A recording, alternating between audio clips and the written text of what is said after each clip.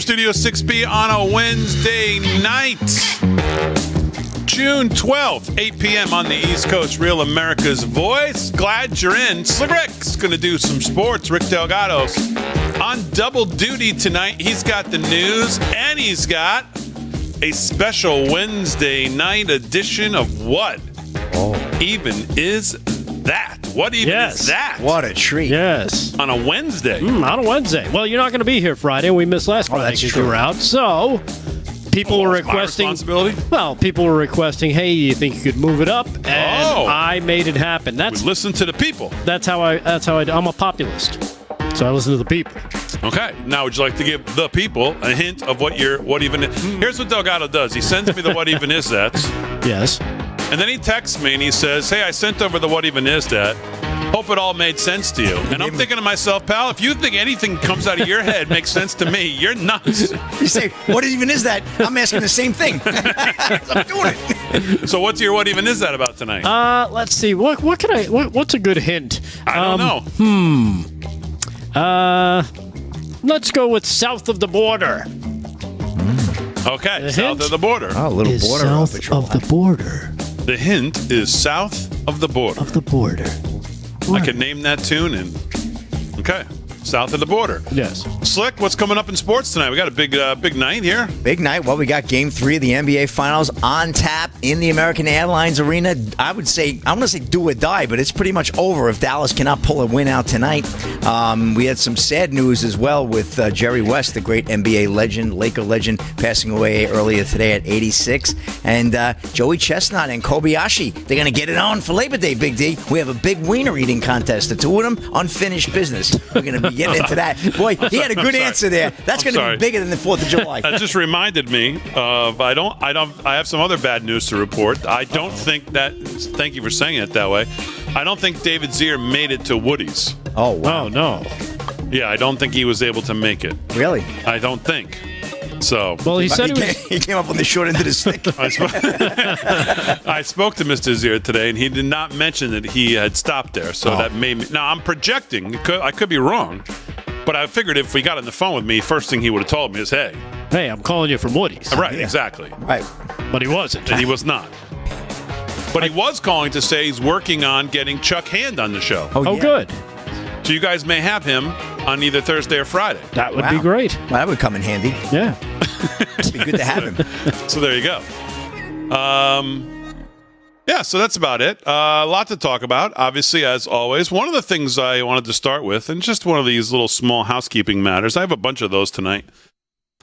But as you think about the world we're living in, you think about. I saw Steve Jobs talking with Marquez Brownlee, who has a very popular YouTube channel on tech and stuff like that. And he interviewed Steve Jobs. I was going to say, Steve Jobs is not here, Damon. Right. It would be Tim Cook. Tim Cook from Apple, not Steve Jobs. Close. Man, we got to turn the air on in here. It's hot. It's what's getting to my brain. He was talking about a time. Does he see a time where we can get away from the devices for the kids and because of AI? And will AI help us get away from spending so much time in front of the screen? And he thought we could, and they had an interesting conversation on, I don't know, it was way above my head, but on AI and what it was going to do in the future and the dangers of it and all this other stuff. But think about kids today and what they're exposed to and these devices they spend so much time on and these social media apps that they spend so much time on and some of the things they see and are exposed to and the way that young girls today are projected on these apps, whether it's Instagram or TikTok, the limits that they push for dollars, the things they do for dollars, and the things that, if you have young teenage girls that are watching some of this, the messages they get from it and where that leads, and for boys too, by the way, not just for the girls, but for the boys too. And kind of what we're up against when you think about the Democrat Party and where they're going. And I saw this, and it just made me think about all of that and how much that factors into then ending up with after so many years of a generation growing up in this world, you end up with a poll that gives you these kind of answers. And that is the difference that we now have between, let's call Trump supporters, Republicans, and Democrats, the two parties, on their questions of the nuclear family, marriage, and kids. And the Pew Research Center just came out with a new poll highlighting the differences between what they qualify as Trump supporters and those of Biden supporters on issues related to marriage and family. And it's actually quite stunning. And the question they asked was whether society is better off if people make marriage and having children a priority. And the comfort level respondents had, quote, with women not taking their husbands' last names when they get married. 60% of Trump supporters, which I was surprised how low that number was, but still 60%. 54% of that 60 were female supporters, said that society is better off when it prioritizes marriage and family. Now, on the other side, we know what the percentage was of Biden supporters who agreed with that statement, that a nuclear family, mother, father, marriage for the reason of having kids should still be a priority. The American dream. You think of the old white picket fence, as we all grew up. Yeah. You know what the percentage is right now of people who think that's still a good idea? Yeah, I'll guess 30%. I'd say less. What do you say when you say less? 20. Well, Slick, you're almost right on it. 19%. Really? 19? 19%. Well, look what Harrison Butker went through. Look what happened to him when he started outlining that, right? Yeah. And the questions on the woman assuming the husband's name were similar. 37% of Trump supporters of all demographics said they were uncomfortable with women not taking their husband's last name, while 13% of Biden supporters said the same. When asked about whether or not abortion should be legal in all cases, nearly half of Biden supporters, 42%, said it should be legal in most or all cases. Only 9% of Trump supporters shared that same view. About 9 in 10 Biden supporters, 88%, say abortion should be legal in most, 46% or all 42% cases. And about 6 in 10 Trump supporters, 61, said it should be illegal in all, 11 said in most. Both candidates' bases have formed their own somewhat cohesive consensus around abortion.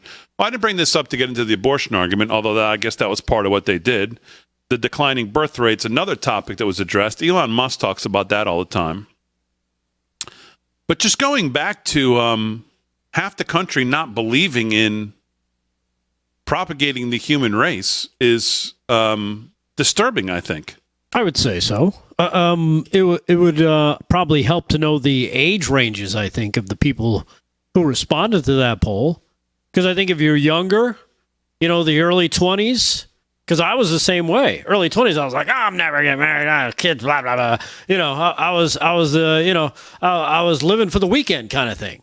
And you don't want anything holding you back. Right, Slick? Right. Yeah, he knows what I'm talking about.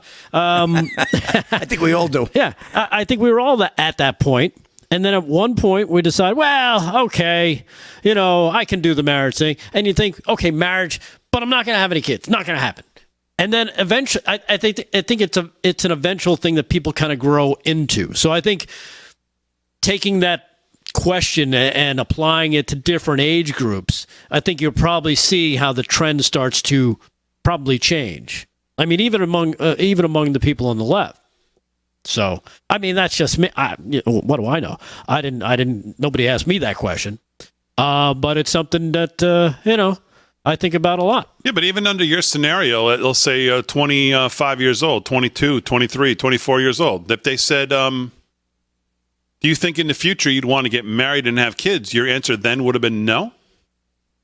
Didn't say it has to be right now. You could still go out and do your whatever. do my Playboy thing. Right. Yeah, it was probably around that age. And I remember this too because I thought I could plan it out. I was one of those people that said, well, you just kind of plan it out. You say, okay, by 27, I'll be engaged. By 30, I'll do this, and by 30, you know what I mean? Yeah. Oh, so yeah. I was trying to plan it out, and then and like Mike Tyson says, everybody has a plan until they get punched in the mouth, Right. And life punches you in the mouth, and all of a sudden, that girl that you thought you were going to marry, she's a wacko, and you kind of cut her loose. And then you find yourself moving from city to city, and You divorce yourself from the whole situation. Exactly. So I think it's one of those things that kind of evolves. But that's just me. I mean, some people, and I know some people like, oh my goodness, they wanted to get married early and they wanted to have their kids early. That was them. That was what they were into. Okay, that wasn't me. Yeah, I guess the percentage of only 19% of Democrats thinking that marriage and marriage for the sake of having children is something that they think is makes society better off, and I guess in turn that would be meaning that they want to partake in that. Yeah, I see. When I thought about having kids, I never thought, well, what is my impact on society? I mean, that would never come into play. I'd be like, oh my goodness, I see what I did to my parents. Do I really want to deal with that? You know what I mean? Because so maybe you'd end up in the 19%. I'd probably end up, well, in my early 20s, yes, I'd be in that 19%. Like, no way. Evolution, man. That's interesting to me. Because in my early 20s, I would have said, no way, not right now, or maybe in the next 10 years, but certainly I think I'd like to down the line. Right. Yeah. Yeah, down the line. But people, they're just saying, no, never. Well, and again, you know what? I did go through that thing. Well, I'll just get married and not have kids because, I'm going to be too busy. We're going to be too busy partying and traveling and doing all this stuff. And then you realize it's like, this kind of stinks. And then you see your friends, the kids are like, well, they seem like they're having a good time over there.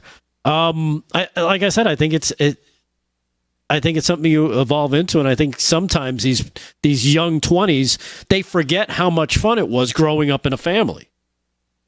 So maybe that'll change. Who knows? I hope it does.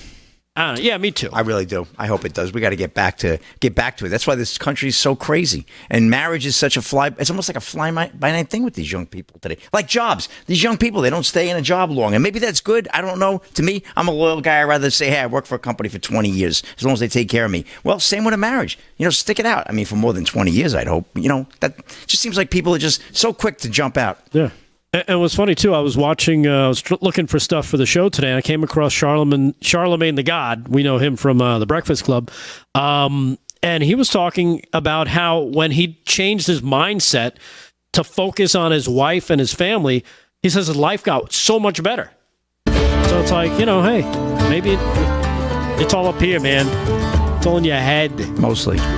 All right, live from Studio 6B, we'll get the audience's feedback on that. Plus, we'll get to a bunch of other stuff. Glad you're in on a Wednesday night. You're already getting it. What? I used to have a cool life. Yes, you did.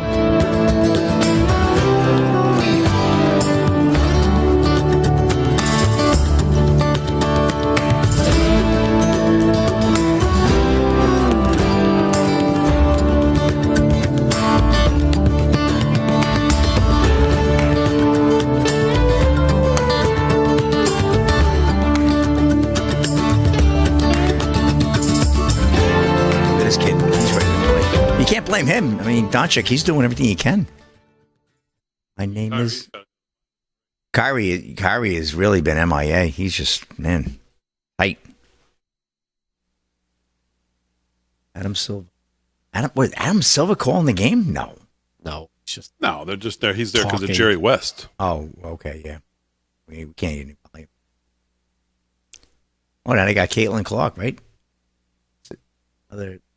Pete Maravich's son passed away the other day, too. Did you see that? Which is... Goodness gracious. Got a young guy. What was he, 42? Maravich and West always that was the same era, Yep. Always kind of reminded me a little of each other. Hello, Kathy on Facebook. What's going on in the chat? Navy Subman Bill in the Rumbler chat. Howdy there, Rumblers. Bumbling. I named my weed torch Rick D, someone said. Oh, I believe that. Yes. Super Tommy Cymatic. Viper, what's going on, Tommy Viper? Super Tommy Cymatic, Viper, Super my brother. Cymatic says, hi, Pico. I think he's talking to me. Well, Oh, Pico Delgado. No one else with that name. No. And it's funny because that Hi, could be Peggy. another clue. Peggy on YouTube. Nick 387. He says, Hi, Sue. He says, I'm sick of being single. Time to hit doubles, triples, and grand slams. Hello, Jeff on YouTube. Well, doubles are fun. Hello, Bucky's fan. Thank you for giving it a like. Thumbs up on whatever platform you're watching on. Adrian, hello on Facebook. They're going fast, so I'm missing people. I apologize. Yeah, it's quick. They're flying by. Line by and get a chat, Big D, too. Remember, like and share, like and share. I'm sharing right now. Care to walk? He agree with me. Slick Rick, I agree. Kids today give up easily. It's very true. That's part of the narrative, you know? They just, I like somebody else. I'm walking away. Damon meds to come to our wedding Ames. What? Ames? I don't know. That's I don't what it know. said. Ames. Shoot. Hey, not easy. I imagine marriage counselors, they do pretty Grass well. is greener on the other side until Yeah. the weed torch. You know what? I like that one right there. That's a good one. That's a beauty. I used to think the same thing. Oh, grass is greener. Then you get there, you're like, this grass sucks too. You got meds, Big D, for what? My back? No, it's killing me. This is crabgrass. Amy and me, Damon. What does that mean?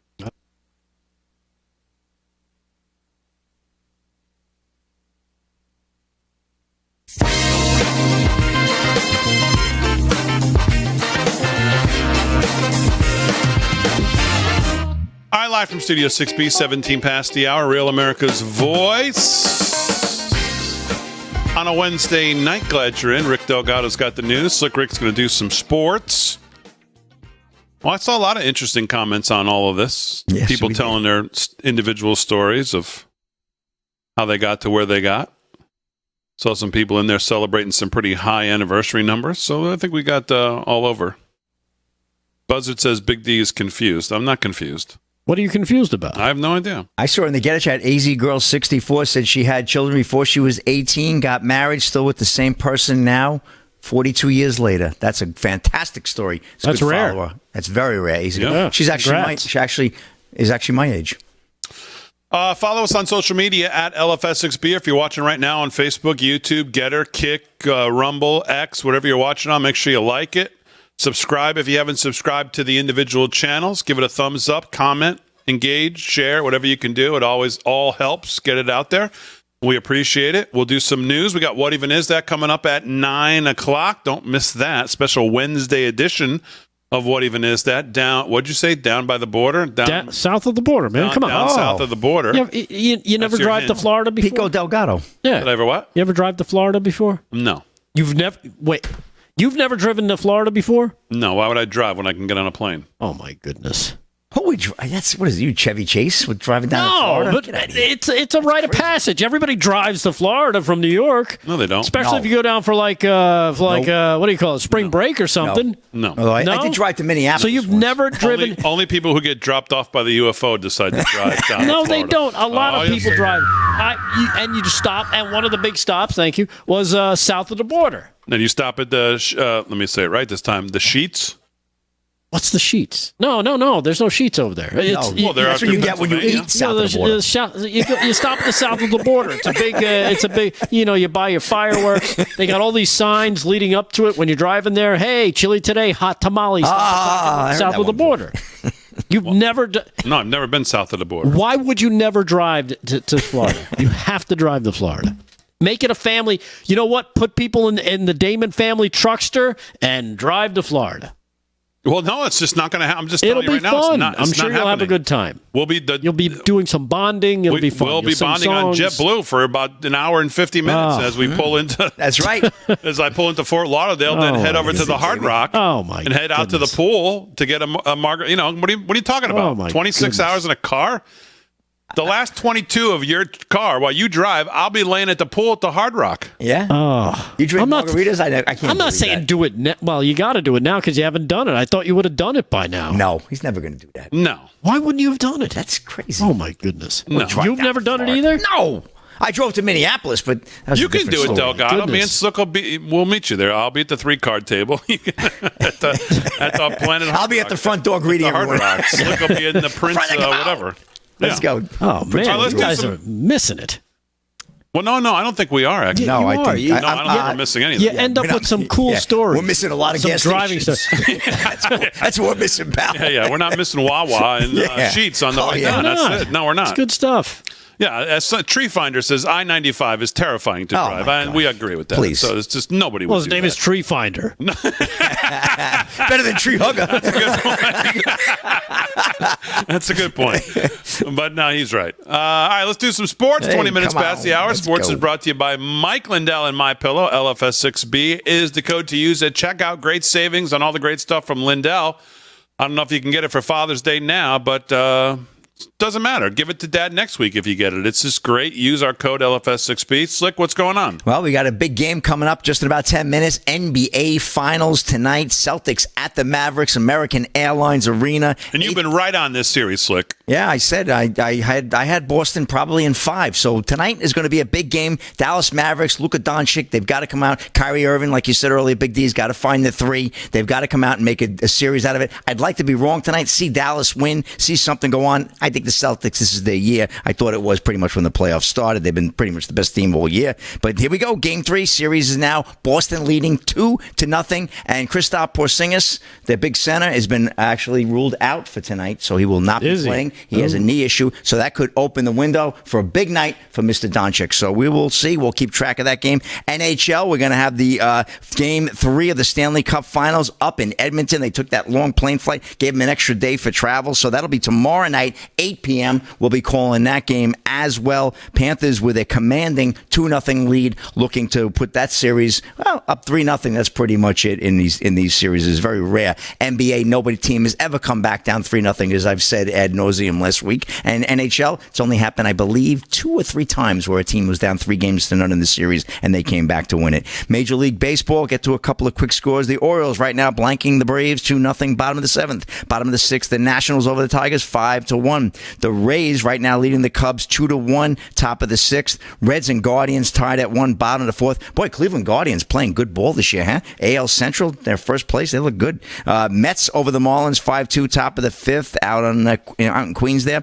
Phillies over the Red Sox 4-0, top of the 4th. Bottom 2nd, no score, Pirates and Cardinals. Yankees blanking the Royals 2-0, top of the 1st. Yankees already up 2-0. Twins 17-9 over the Rockies. It looked like the Vikings and the Denver Broncos with that score earlier today. And the Brewers down the Blue Jays 5-4. Well, some sad news in the NBA and a big name, but I'll tell you that one. NBA all-time great Jerry West dies at 86 years old. Jerry West would be, many people say they used his shape to create the NBA logo many years ago, very similar to the Michael Jordan swingman that was created a lot of years later. But they say that is Jerry West. It was modeled after. This is ESPN News Services. Jerry West, who was selected to the Basketball Hall of Fame 3 times in his storied career as a player and an executive, and whose silhouette is considered to be, I just told you, basis of the NBA logo, died Wednesday morning at the age of 86, the LA Clippers announced. West was the 3rd player in NBA history to reach 25,000 points, was an all-star every year of his career, and led the Los Angeles Lakers to the NBA Finals 9 times, winning 1 title in 71-72. He was also a 12-time All-NBA selection and NBA Finals MVP as part of a losing team in 1969. Very rare. The first year that the award was given out, and still the only time it went to a player on a losing team. So very rare. And part of the NBA's 75th anniversary team. His basketball life bridged generations. West played with Elgin Baylor, the great Elgin Baylor, who he called the most supportive and with the greatest player of that era, and Will Chamberlain. As a coach and executive, he worked with a who's who of NBA stars from the past 40 years: Kareem Abdul-Jabbar, Magic Johnson, James Worthy, Shaquille O'Neal, Kobe Bryant, Stephen Curry, Klay Thompson, Kevin Durant. The list goes on and on. Jerry West was a basketball genius and a defining figure in our league for more than 60 years, NBA Commissioner Adam Silver said in a statement. He distinguished himself not only as an NBA champion and an all-star in all 14 of his playing seasons, but also as a consummate consummate competitor who embraced the biggest moments. And I'll tell you, that guy was full of passion and fire, Big D. You ever saw Jerry West? They had the Showtime special with they featured the Lakers and with Jeannie Buss and the Buss family, Dr. Buss. Wow, what a lot of fire. He had a lot of passion. Great player, incredible shooter, and absolutely one of the greatest Lakers to ever hang his jersey up in the rafters. And that's a wrap in sports, Big D. God bless Jerry West and his family. Back to you. All right, Slick, very good. We'll do some more sports. Sports is brought to you by Mike Lindell. LFS6B is the code to use at checkout. Well, there's a lot of people in the chat. I'm watching the chat, trying to read as many as I can as they go by. There's a lot of people who are into driving around the country. Yeah. Some people said they drove from San Diego to Florida like 30 times. Wow. Well, that's a hike. Yeah. Like in my cool life, I've driven from New York to L.A., lived in L.A. for almost 2 years. Then I drove back for my best friend's wedding. I literally had my car packed. Well, you had pulled to. up to his to his wedding and be like, dude, I'm here. I made it. And then I've driven from, again, New York to San Francisco, to Florida, all over the place. What? Did you wear a tuxedo when you got out of the car? No.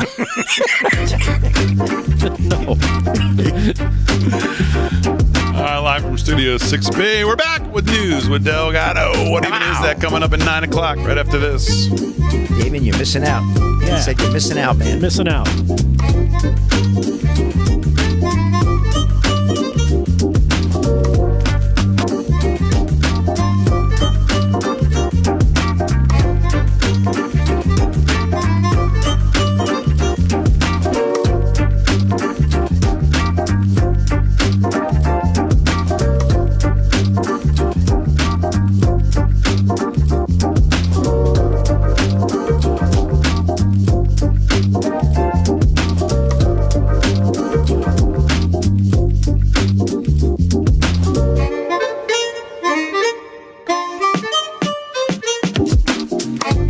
He's not going to be a good coach if they do pick him. Because I don't think those guys are going to listen to him. Maybe you can drive out to LA. I don't have to. Put all your I'll stuff say in it your right car. now. I don't think it's a good coaching pick. Okay.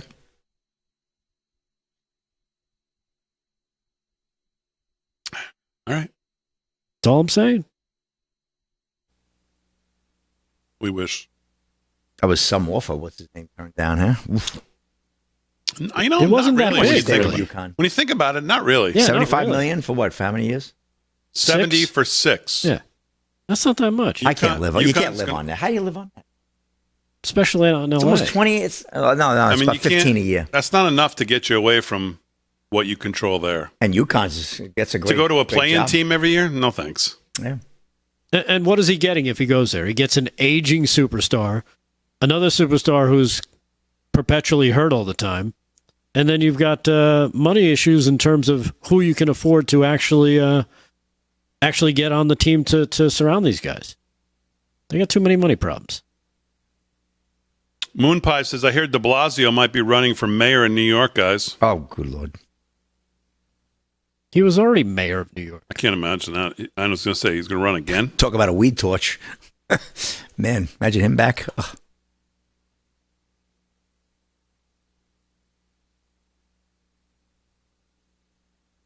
I don't think he can run again. He already served his 2 terms. He's out.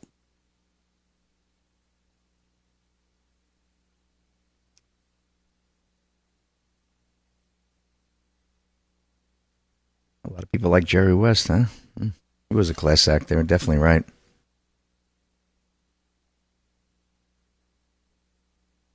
Never saw him play 1 minute. You didn't? No. Oh, I wasn't into- I saw him I play in the wasn't early into- 70s. I wasn't into basketball until like the I got until the into 80s. basketball in like 73. Hardcore. It's a long time ago. I like the ABA better, though, because the Nets were on Long Island. I became a Sixers fan. I only got into it when Bernard King got. Oh, that was a good became time. a Knick. That was the 80s, right? Mid-80s. Yeah, early 80s. That wasn't on a bad Then he time. blew out his knee. Then they got Patrick Ewing. Like he was good, man. I Really know. good. It was scary. There he is. Bernard King. Oh, no, that's Jerry West. Yeah. Looks like Pat Boone. Who, the other guy? The other guy's Kareem Abdul-Jabbar. No. Oh,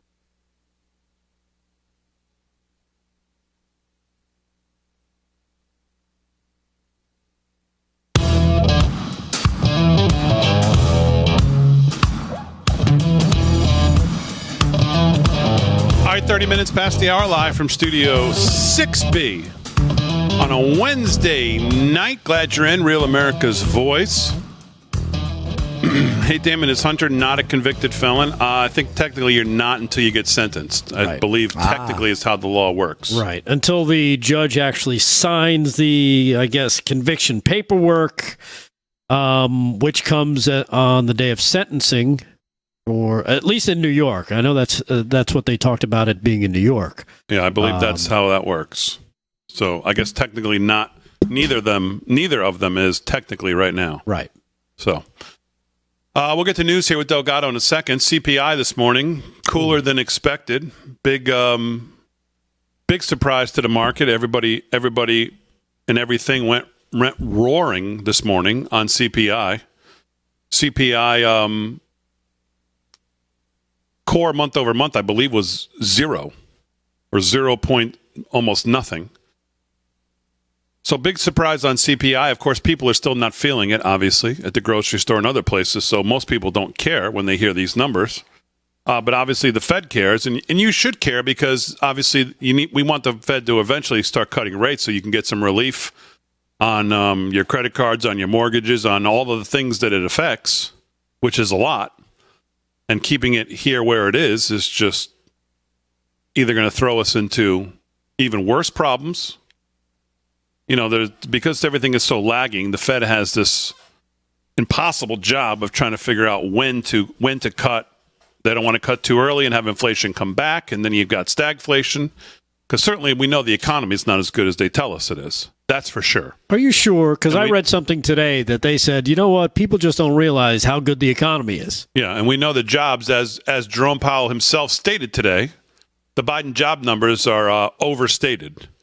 And most of the jobs are going to part-time workers and to illegal and legal aliens. They're not going to Americans. As a matter of fact, there's been really no job creation for them in the last 3.5 years. I think pretty much is what the charts show. We know what's going on with the debt. Yeah. So you get CPI pretty cool this morning. Good report. Best report we've seen in a long time.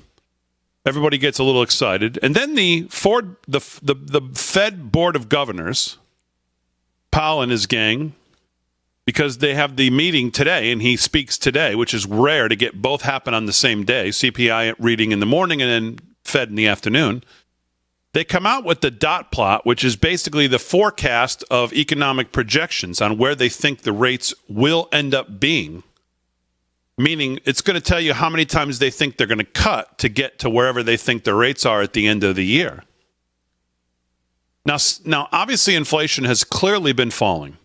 Everybody who looks at this, again, and when I say these things, I understand that the American people are not feeling that this is happening.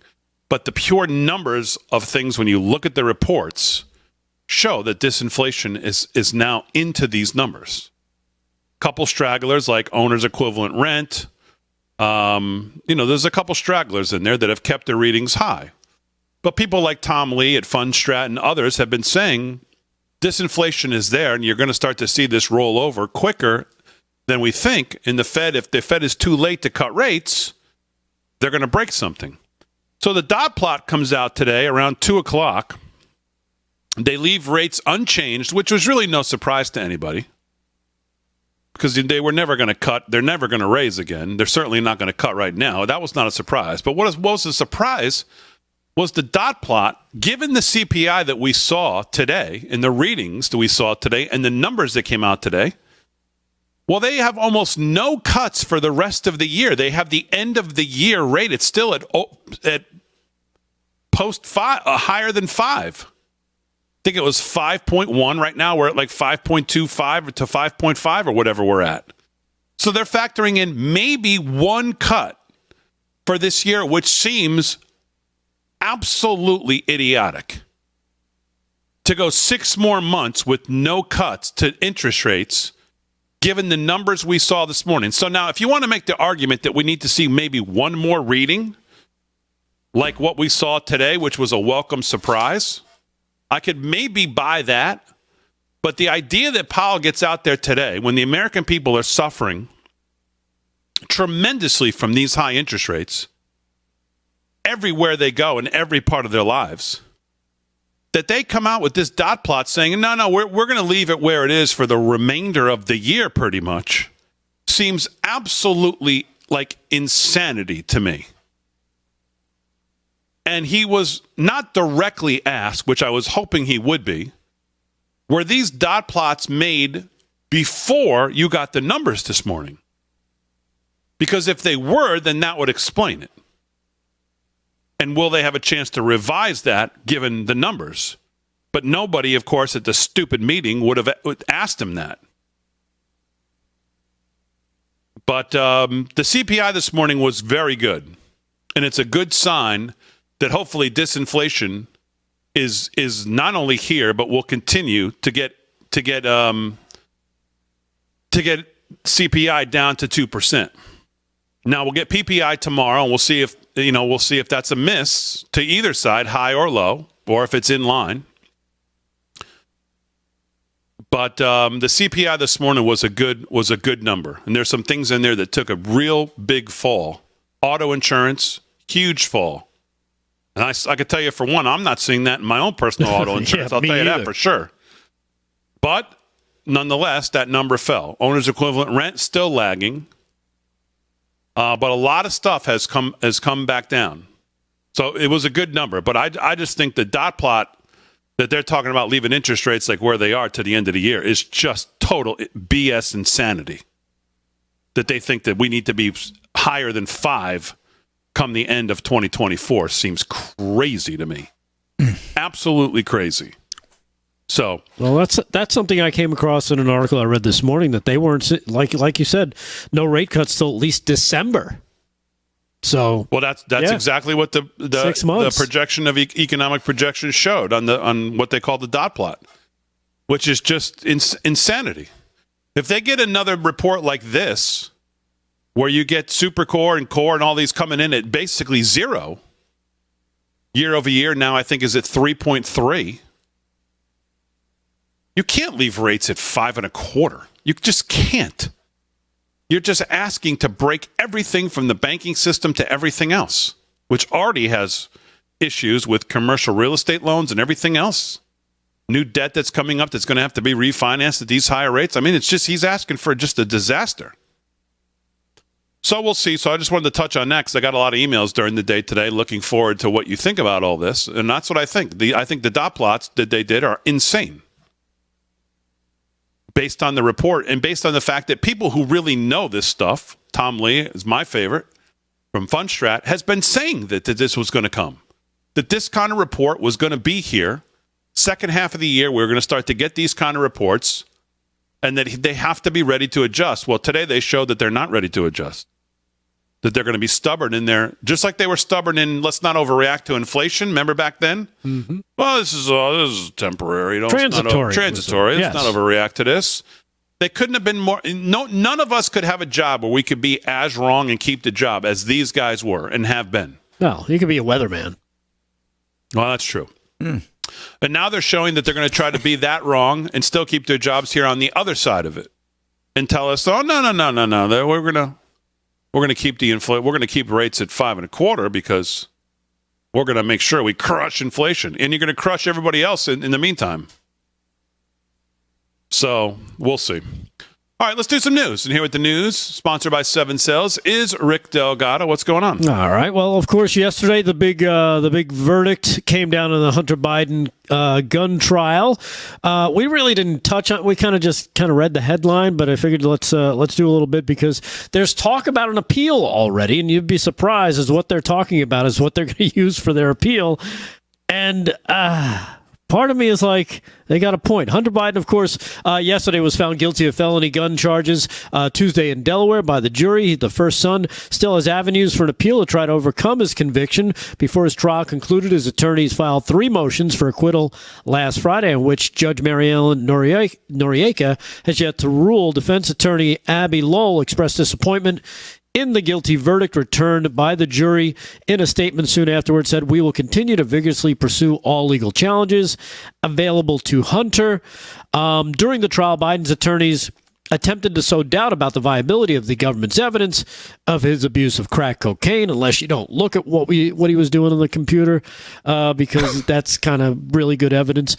During the period of time encompassing his purchase and possession of a firearm in 2018, in October of 2018. But legal experts and the positions of the defense team has taken so far suggest the basis for his appeal may rely primarily on two constitutional arguments. Now, this is interesting because when you consider where and what Joe Biden was talking about or slurring about yesterday at his what was it, the gun control thing he was slurring about, yeah, right?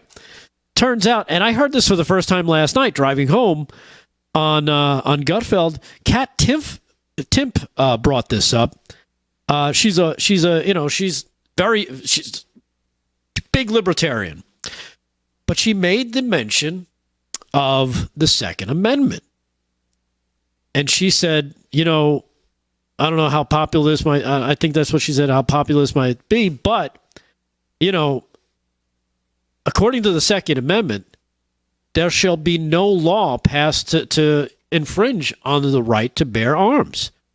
And that's exactly what he got convicted of a law that basically comes into conflict with the Second Amendment. Now, according to this from CBS News, perhaps one of the most likely one of President's son is likely to pursue has already been tried once, it says here, and that the charges arising from his purchase and possession of a gun while addicted to crack are not constitutional under the Second Amendment. Now, Noriega rejected Hunter Biden's motion to dismiss on Second Amendment grounds before the trial began, but now they're talking about moving this, of course, into the appeal.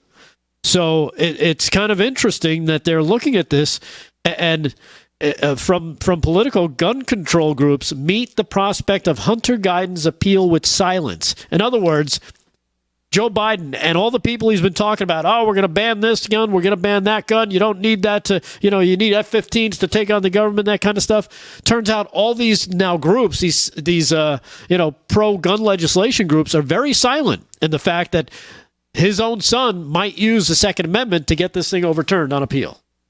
What do you think about that?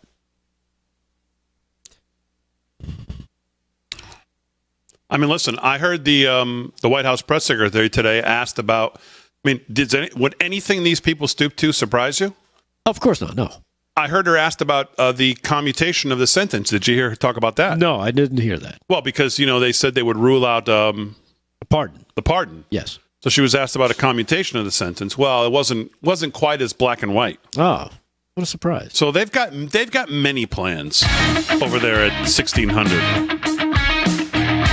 All right, live from Studio 6B, we're back. More news right after this.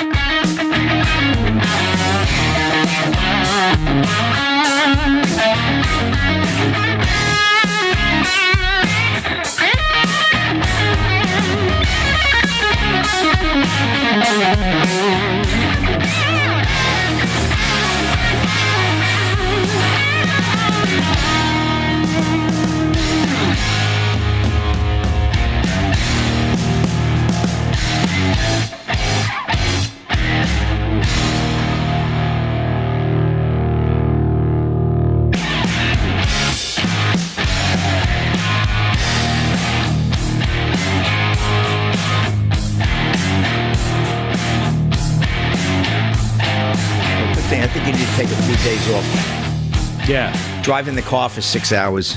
That'll do it. I'm telling you, that was that car ride that broke the guy's back. That's what happens to me. If I do anything for a long period of time, my back stiffens right up. Here it is. There's the NBA logo. Picture. When did Kevin Hart get gray?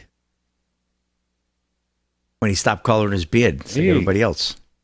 That's crazy. Damon act like he had a bad moment. GRH 43, 45. He picked up one. He passed something.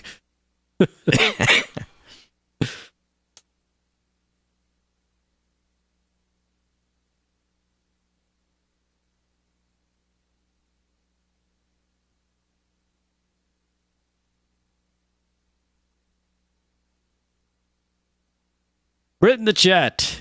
What is everybody saying in the chat? Let's see. Let me go to the Rumblers. The Rumblers. There's such an issue jumping from feed to feed. They seem to interrupt each other. Marty Kinn over on Rumble. He should have been tried over all the pedophilia and the drug use. Yes. Actually, the FARA violations and the tax stuff is coming up in September. And I heard Bongino talking that's the case, that they're going to probably try to, plead it out, because they don't want this, because it would end up coming back on Obama. Because all that stuff happened when he was vice president.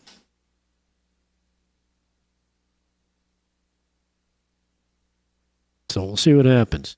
Love the ride from Massachusetts to Florida. That's Eileen Goins in the Rumble chat. Goins. Yeah. Drove to Florida a few times, 13 hours, good scenery between the two. That's super cymatic. When I was younger, my uncle had like 3 months of vacation time accrued. So he drove our motorcycle from Southern California up to Northern Maine, where we lived at the time. Wow. That's a long ride. Yeah, he tried to stop at every family member along the way that he could. And he turned that into his summer. That's pretty cool. Wow. That must have been some scene, right? Did he have a nice big Harley? I don't think so. I think it was actually a smaller bike. It was a motorbike.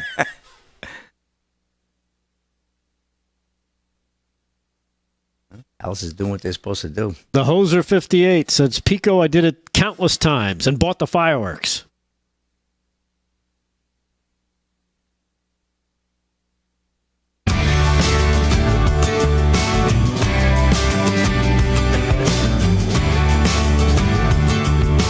All right, 13 to the hour, live from Studio 6B. So we've decided that we have a lot of drivers in this audience. Yes. Have you noticed all the cons? Yeah, big time. People spend time in their cars, man. People love their cars. It's an American thing. People love their car. You don't remember taking trips with your family when you were a kid? Did you? A little bit, maybe. Did your family leave you at home, Damon? Well, mostly to Jimmy Buffett concerts. I remember that. Yeah? You never went to like Hershey, Pennsylvania or anything like that? Like road Maybe. trips and stuff? Little Kit Kat action? What about in college? Did you do any road trips in college? Like, that was a big thing. No. Everybody did road trips in college. No. Why not? You wouldn't do a rule. I was playing the piano every weekend. I was in New York City or whatever. Oh, you're one of those hip cats. It was tickling the old ivories. yeah. I was what Biden was not. I was in the pocket. Yeah. No, man, we He's out of drove pocket. down. We drove down for spring break, and I know Kevin's watching. We got pulled over in South Carolina. I think we were going 90. We couldn't tell because he drove a 1972 Impala. This thing was the Batmobile. It was huge, but the light on the dashboard didn't work, so we didn't know how fast we were going. But there was nobody on the road, so we thought we were doing okay. Okay. But it was fun. Cops have anything to say about that? No. Yes, sir. You boys think you can drive just the way you like coming down here?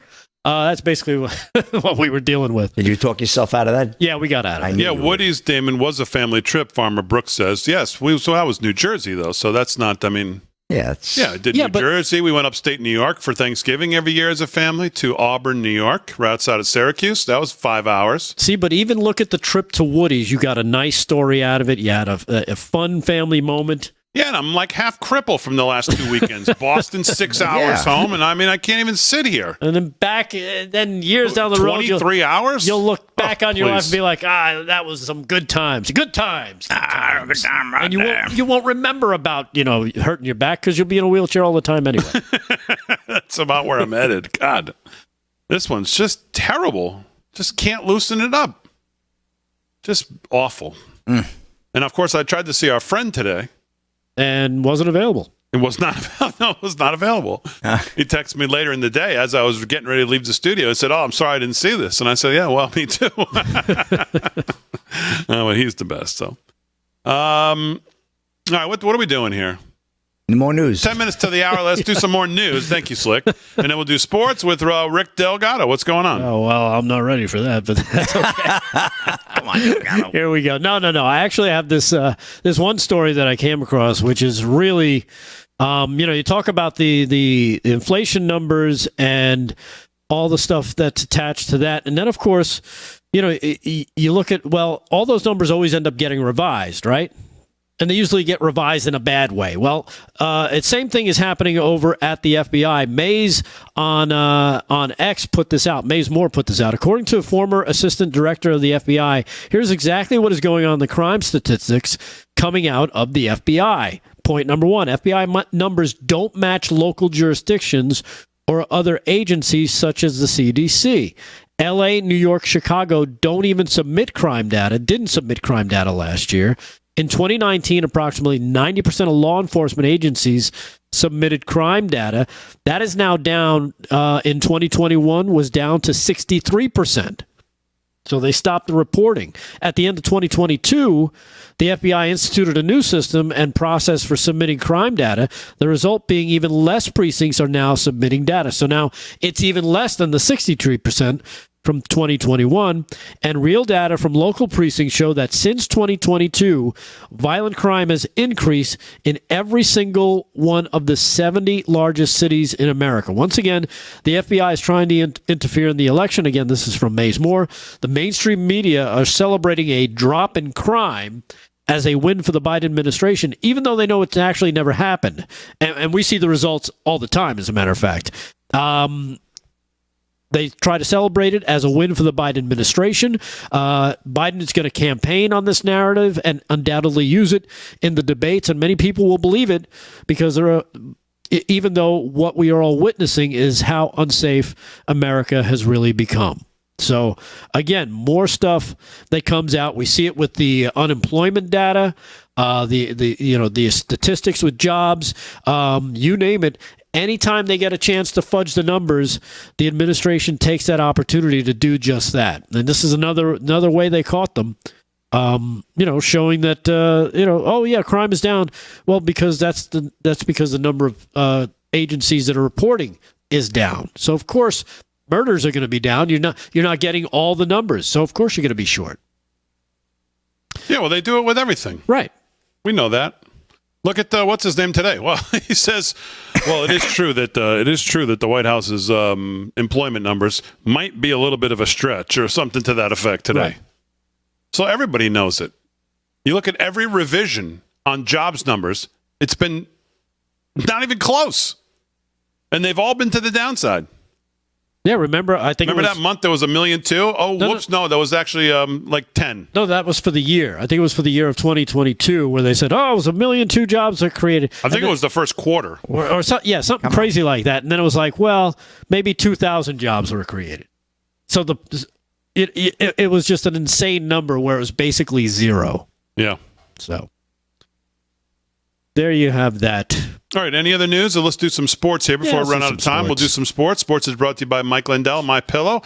LFS6B is the code to use. Slickster, what's going on? All right, NBA Finals, Game 3 down in Dallas. Dallas has come out with their hair on fire. Luka Doncic with 9 points already, leading the Boston Celtics right now 25-12 with a little over 4 minutes to go, about 4.5 minutes to go in the first quarter. The crowd is raucous. I saw a good old Emmitt Smith there on the sidelines cheering him on, the old former Dallas Cowboy, great old-time NFL leading rusher. They jumped out in Game 2, though, too. They did. And, you know Boston's going to make a run. It's a game of runs. We talk about it all the time. They got more runs than Taco Bell.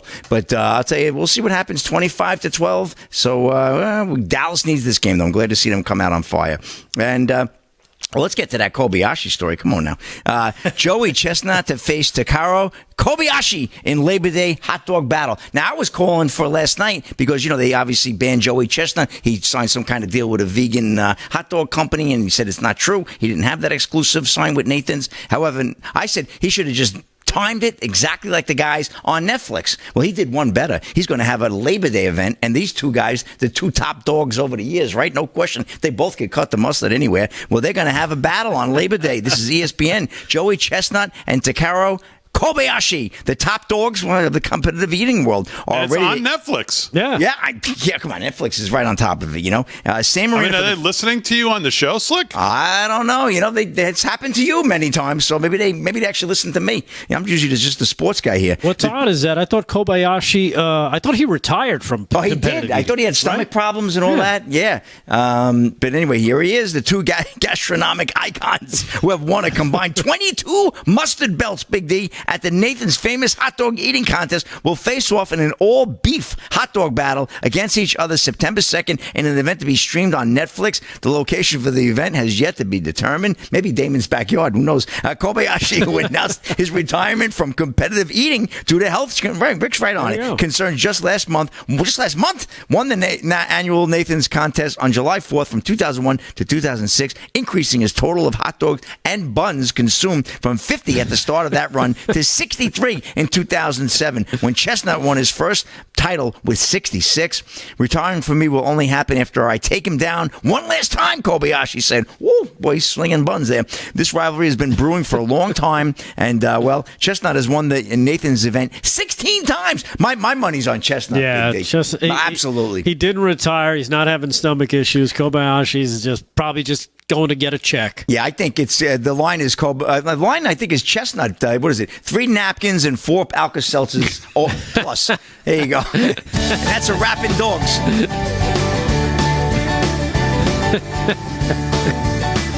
That's gonna be a blast. I gotta get that. That's gonna be a while. Toilet's going to be blasted. Oh my God, tube steaks.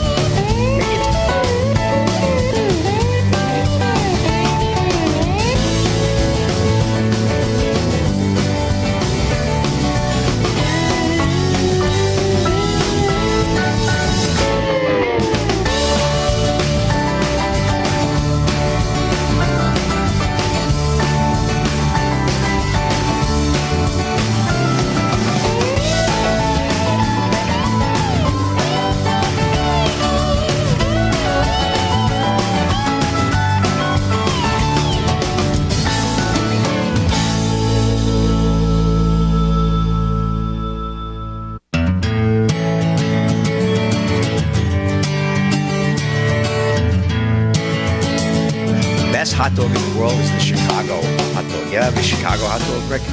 With all there's all the peppers on it and onions and Chicago hot dogs are the bomb, man. I had one in O'Hare Airport.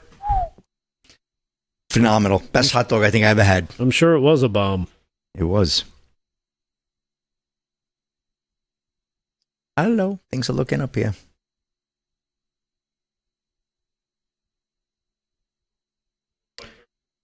Yeah, well, they just went to commercial.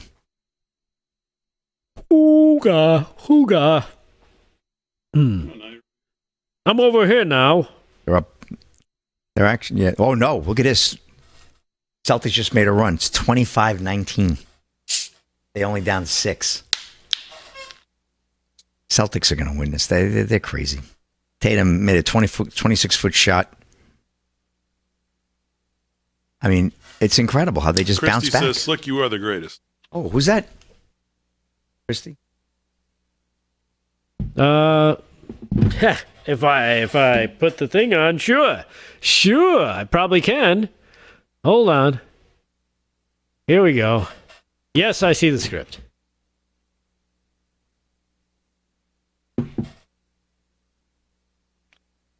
Sharon on X, I've been using my Thames unit. Oh, yeah. Hasn't done nothing. I feel like it makes it worse. Tightens it up. Telling you got an ice bath. Oh, Dude, ice is I'm not fantastic. kidding Have you done the ice bath? Do you not don't kidding use you. ice? Ice is good. I laid on ice today literally every 20 minutes. 20 minutes on, 20 minutes off. Wow. So I guess For it's not hours. Nothing is working. Nothing is working. Oh, my God. And you're going to get in the car and drive another how many hours? Well, what am I going to do? Fly? Oh, Yeah, that's actually what you like to do. Fly. That Like, I don't was a drive anywhere. joke. That's those joking. Time to get that private copter working. discussion we just had. Yeah, but even in the private copter, you got to sit down. Yeah. Well, Incline table is great if it's like space you need between your. It's not a spacing issue. So Incline tables are good, though. Is it a muscle? It doesn't sound like a muscle issue if nothing's working. It sounds like you could have a disc issue. Oh, man.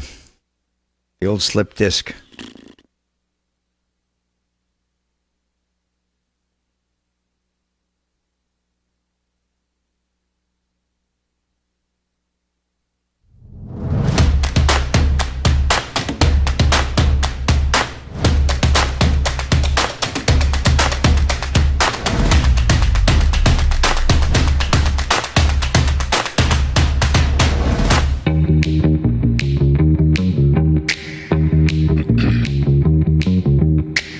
From Studio 6B, hour to 9 p.m. on the East Coast. Real America's Voice. Glad you're in. Slick's doing sports. Rick Delgado's doing the news. Plus, what even is that? Coming up here in just a little bit. See. South of the border was your clue tonight. Yes. And what we've discovered tonight is there are a lot of people in this audience who have taken a lot of road trips. Road trips are fun, man. In their car. Really? Driven hours upon hours upon hours upon hours. In my cool life, I've done a lot of road trips. A lot of driving. Okay. Slick's doing sports. He'll do some more, monitoring Game 3 of the NBA Finals. Some other things to get to. I'm gonna wave the red flag of danger, danger, warning, warning tonight on some things about the polls and some other things we need to be paying attention to, because that's what I like to do. So that we don't look back and go, oh, geez, I didn't hear about this or didn't think about that. So I'll give you some of those as well. Delgado will have some more news. Jonathan Turley has weighed in on the Pelosi video that we've been discussing the last couple of nights. All right. So I'll give you some of his thoughts on that. Wall Street Journal actually has a piece that's readable today entitled How Black Voters Became Swing Voters. Another one of the trends that we've been talking about and paying attention to. Democrats have left a leadership vacuum, but Republicans need to make the case for themselves. Well, I think they're doing that. I think President Trump's doing that as well. Our friend Matt Margolis has some thoughts on remember the 538 Biden poll I gave you the other day saying you dropped to the lowest point ever? Yes. Yeah, well, that doesn't really match up with the poll they came out with today. So there's something fishy going on, as Matt Margolis says, about the 538 election projection model. So we'll get to all of that here in an hour or two. But right now, it's time for one of my new favorite segments here on the show. And that, of course, is Rick Delgado with What Even Is That? Hola, everyone. I know it's been a few weeks, and I apologize, but I think, as always, and this happens every year, when the weather gets nice, Damon takes vacations, some family obligations and schedule changes. Steering committee. Make it a challenge to deliver a brand new weekly What Even Is That segment. But don't worry, because it's Wednesday night, and we are doing it now. Okay. All right.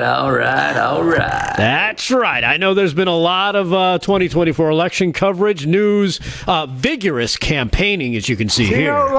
She knows so long as she was denied.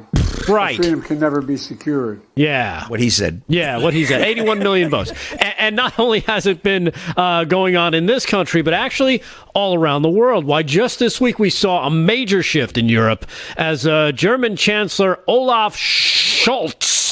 I know nothing. That's his brother. Yes, exactly. And his center-left coalition got crushed in the European Parliament elections, while over in France, Marine Le Pen trounced. She trounced French President Emmanuel Macron in the EU election, triggering a snap election, as Macron now tries to hold off the will of the people and cling to power. Yes, but that's child's play in the civilized world, kids, because over in Central America, well, they've taken politics up a notch. I like it. Yeah, you might want to rethink that. Have you seen this headline coming out of Mexico? No. Yeah. No. Claudia Sheinbaum elected Mexico's first female president. That's right. You read that correctly. Claudia Sheinbaum. Who the hell are you? I'm glad you asked, El Guapo. She's the new president or presidente of Mexico. And in case you're confused as I am, the new president of Mexico is a Jewish lady named Sheinbaum. By way of Brooklyn. I mean, what even is that? That right? In Yiddish, that takes some serious, what they call chutzpah, to even consider running for president as a Jewish woman in the country of Mexico. I'm sure everyone thought this goy was a bit mashugana to think Make her run for the Torah. to think she could actually win. But lo and behold, that's exactly what she did. But that's not even the craziest part of this whole story. Really? Yeah, because even though I showed you some headlines that the deep state media is only happy to push, here is the story they didn't tell you about this campaign season south of the border for the new Mexican president. And it's not as kosher as they would have you believe. Check this out. 37 and counting. That's Mexican candidate assassinations just this campaign season. Wow. As they hit a grim record ahead of this past week's election. Ay, Dios mío.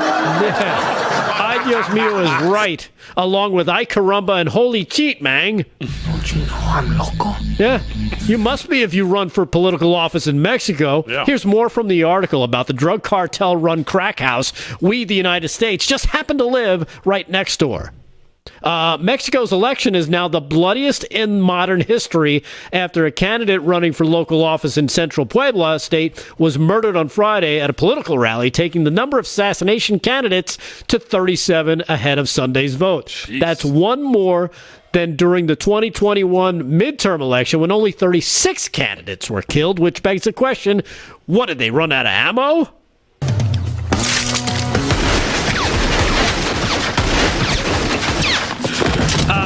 Nope, not quite. I guess they just ran out of candidates to kill. Yeah. Much like the race for president in Mexico. Get set. I think it's safe to say. I think it's safe to say. That's the way to win. Running in any race, as a matter of fact, in Mexico, you had better make sure you make it to the finish line in one piece. Was it Castro? I mean, at this rate, I think the only thing more dangerous than running for political office in Mexico is not paying your homeless potato-shaped hammer-wielding boy toy There we go. like Paul Pelosi tried to do. Yeah, after you two had a little bareback ride playing Miss Little Gay Pony for two, though I'm thinking Paul's probably had a bit more things bounce off his face during his Thursday night 2 a.m. Naked Hammer Fight Club parties. And speaking of things that bounce, Damon, back to you. Sorry? What was the ending here? Talking about Paul Pelosi, things bouncing off his face. No. After that, what was the last line? Damon, Talking back about to you. things that bounce, and then what was the picture? Oh, you want to see the picture? Like you don't know. There you go. Bumbles bounce? Yeah, Damon, back to you. Well, no. Why would you put Aaron? Why are you laughing? Abominable 6B. Why would you put that up and then say Damon back to you? Is that supposed to be me? No. I don't know. Nah. Do you think it's you? Nah, your haircut's better than that. Yeah, and he doesn't look like he has a bad back, so. Yeah. Well, I don't know. I just, once again, I don't know how I have to become part of it. I was part of the beginning of it, too, Aaron. What was that first picture I saw? Damon's going on vacation or something. What? Oh, yeah. What is that? That's Who made that? That's the steering committee. Damon, that's you taking the bull by the horns on a road trip there. Is that a Taurus, that car? Oh, God, I hate The Ford both of you. Taurus. Here we go. Oh, man. All right, Rick Delgado, south of the border. What was that one entitled? If you can't beat him, kill him? Yes, exactly. Oh, man. Okay. So there you have it. What Even Is That? Of course, if you missed What Even Is That, or do you want to watch it again, of course, at my expense usually, you can see those on live from studio6b.com. because we stream the show there, and obviously it'll be there. So all you have to do is go to the top of the second hour if you want to watch it. And I think we actually cut them out individually, too, the What Even Is That's. It's also on our Substack, which I never talk about. Substack.lfs6b or lfs6b.substack.com. Not only do you not talk about it, I don't subscribe to it. No? Well, it doesn't. I mean, I don't think you don't have to pay to subscribe to it. I think you do have to sign up. You can to be able to watch stuff. Yeah. Well, there's certain things behind a paywall, I think, but there's most of it's not. Right. So there you go. What even is that, Rick Delgado? Isn't that the craziest though? 37 assassinations. That is crazy. That is crazy, like you said. Yeah. El Guapo's my favorite part of that. Who the hell are you? Her name is Claudia Scheinbaum. Very Mexican name. I'll tell you what else is insane. You want to know what else is insane? What, the Bumbles bounce and you look like him? Sorry. What was that face, Slick? I'm just like, wow, nervy guy, this guy. Somebody said Delgado's like Damon's annoying little brother. I saw that in the chat. I forget who said that. It was cute. 4 Russian warships, including a nuclear sub, now sitting 200 miles off the coast of Florida. This out today in the New York Post. Something that's actually readable. The New York Post. 4 Russian warships, including a nuclear submarine, have reached Cuba, just 200 miles off the coast of Florida. And they say as they were coming in, they were about 30 miles off the coast of Florida. Really? Wow. 30 miles. That's still considered international waters, right? I think it's 20 miles or 25. I would think they would have to be. I don't know. Yeah. It's a little close for comfort. Planned military exercises in the Atlantic. The fleet, made up of a nuclear-powered submarine, an oil tanker, a rescue tug, arrived in Havana Bay on Wednesday, welcomed by a 21-cannon salute from Cuba. Dramatic images from the arrival show the ominous and massive vessels entering the bay as Cubans lined up on the streets to take pictures of the Kremlin's nautical forces. Now, of course, they're all going to say, well, this is, there's no nukes on board, and this is just for all good things, and this is just for exercises, and this is just... What this is our enemies once again, because they certainly know Joe Biden is certainly no John F. Kennedy. I can tell you that for sure. No. And they know that. This is just once again the absolute weakness that is projected by this White House being noticed and taking advantage of from every one of our enemies all over the world. Saber rattling as much as they can. Kicking up dust as much as they can in all parts of the world, even on our own back doorstep. Some civilians could be seen wrapped up in Russian flags, with the nuclear ship in turn flying the Kremlin and Cuba colors as its sailors stood in formation while approaching the island nation. The sub in Cuba was identified as the Kazan, a Yazan-class nuclear-powered cruise missile submarine. While the submarine is typically equipped with hypersonic missiles, according to Russian government news agency TASS, well, of course we're going to believe them, right? Of course. It's unclear whether the Kazan is currently armed with such weaponry. U.S. and Cuban officials have also said that while the submarine is nuclear-powered, it is not carrying nuclear weapons. Oh, okay, so everything's just fine. But this is Joe Biden's world that we're all living in. This is what happens. Oh, you got a little Mexican music. Look at that. What is this, south of the border? That's right. This is it. Hey, it's Nacho Wednesday. Who the hell are you? Say hello. Who doesn't love El Guapo? A sweater.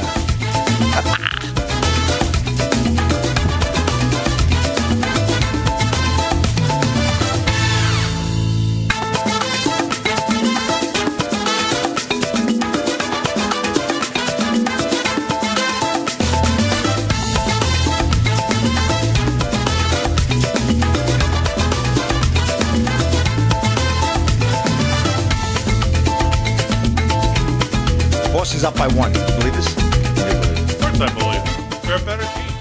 by far. No, better.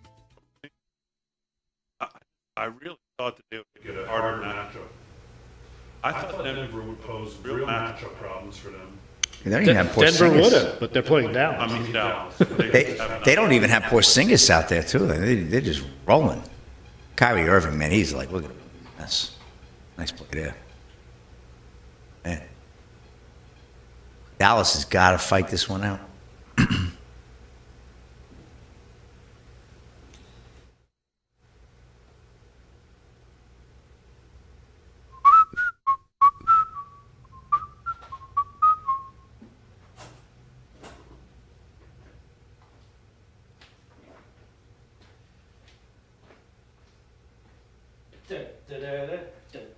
This always what ABC does. They have these people on the side, like they try to do the Manning cast. I guess so. So they're bringing everybody in. They had Chris Paul on before. They're doing like a who's who. I think they have it on different channels. This casting is, yeah, you see, it's unplugged. So there's probably no, you don't hear the NBA announcers, you just hear these guys.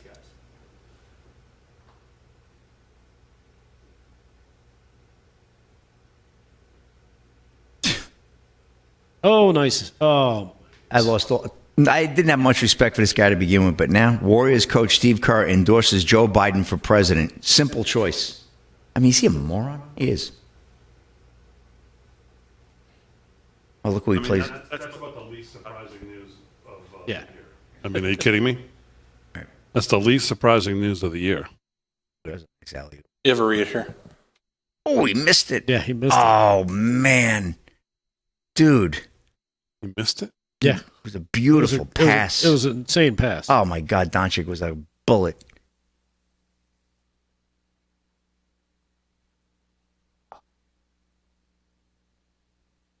I have a read here. Whoa. Satellite. Right there. Going faster. Yes.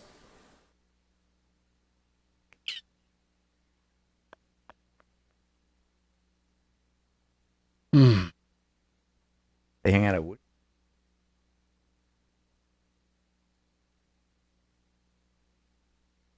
Oh, they cleared our Friday, huh? I guess because of the TPUSA. What does that mean? No reads, no interviews, nothing on Friday. Did they send you an updated one? Hey, you got a night off tonight.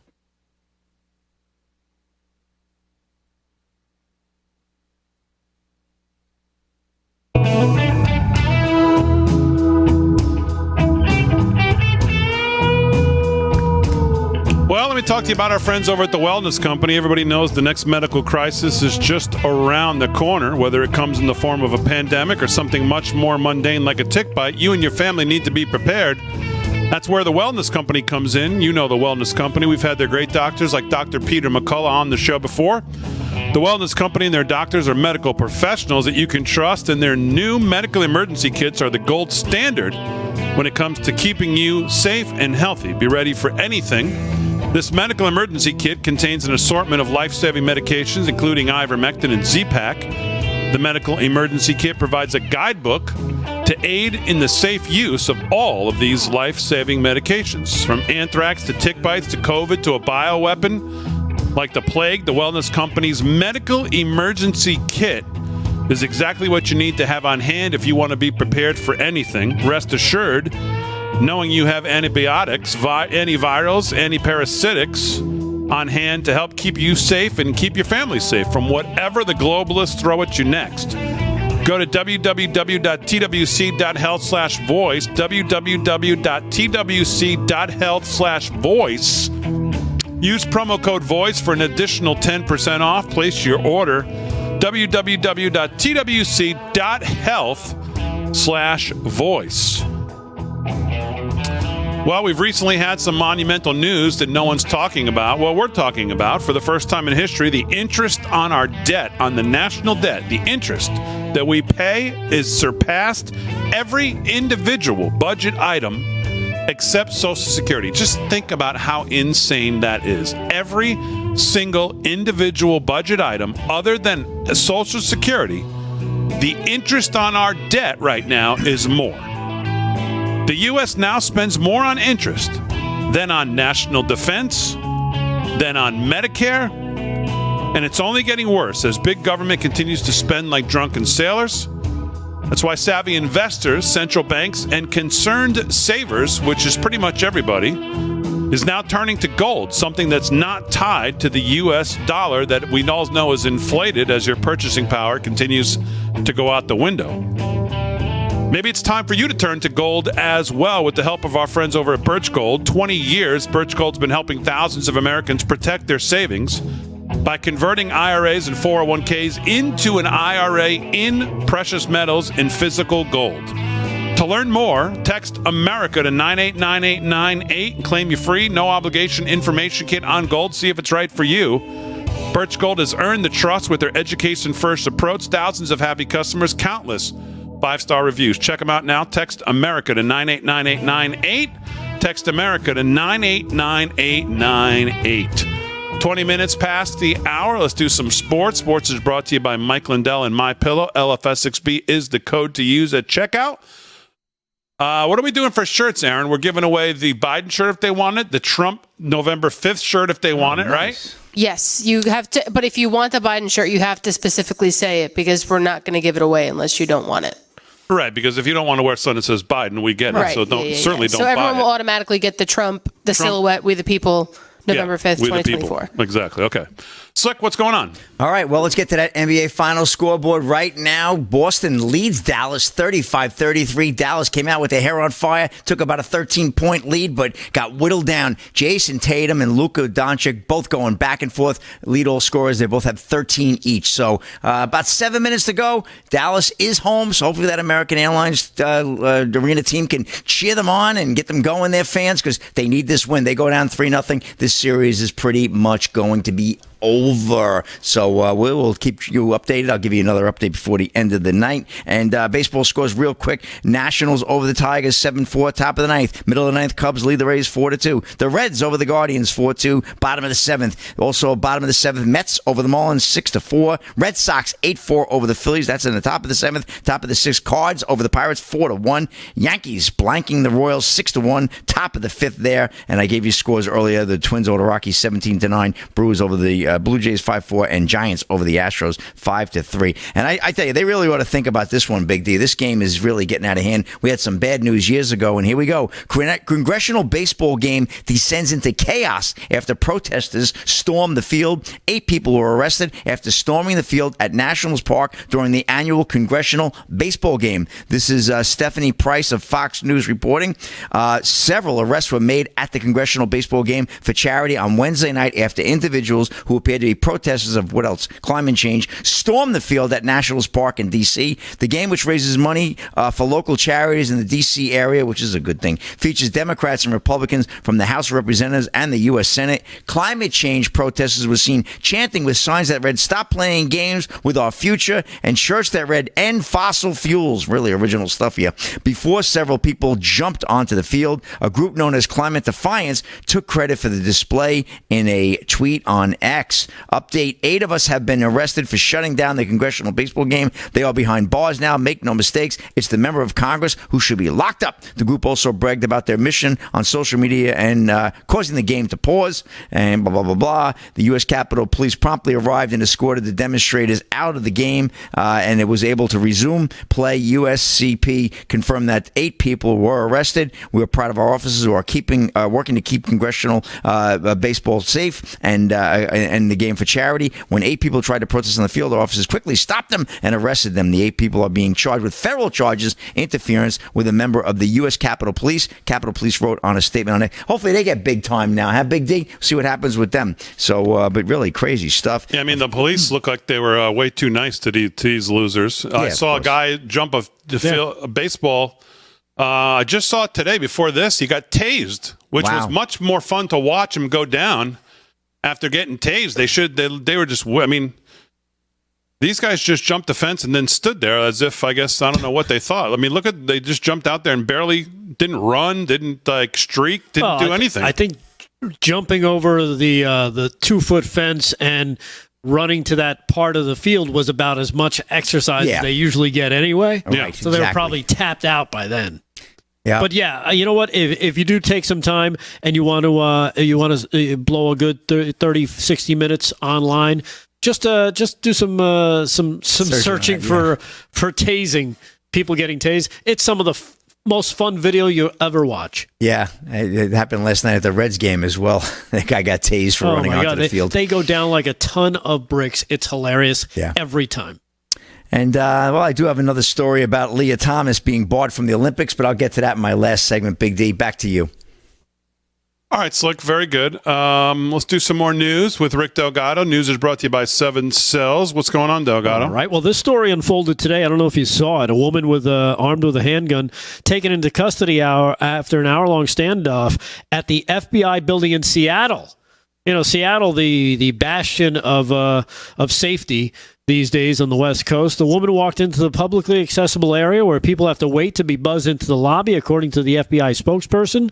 The woman did not gain access to the lobby and was taken into custody following negotiations with law enforcement. I remember seeing some of this footage being covered on the news just before I came into the studio from a helicopter shot, and there were cops and FBI officers all over the place. No one was hurt during the incident. The woman's identity was not immediately released, and the FBI, you know, even though they're putting out these great numbers of wow, how safe it's been lately and crime is down, they have reported an uptick in the number of threats against the Bureau and its personnel and facilities in the last few years. A man armed with an AR-15 rifle and nail gun tried to breach the FBI's field office in Cincinnati in 2022 and was killed hours later after a standoff with authorities. And in August, a man rammed a barricade at an FBI office in Atlanta and then tried to follow an FBI employee into the secure parking lot on the roof. So while the FBI claims crime is down in major cities, well, crime is up at the FBI. All right, more news with Delgado coming up live from Studio 6B on a Wednesday night.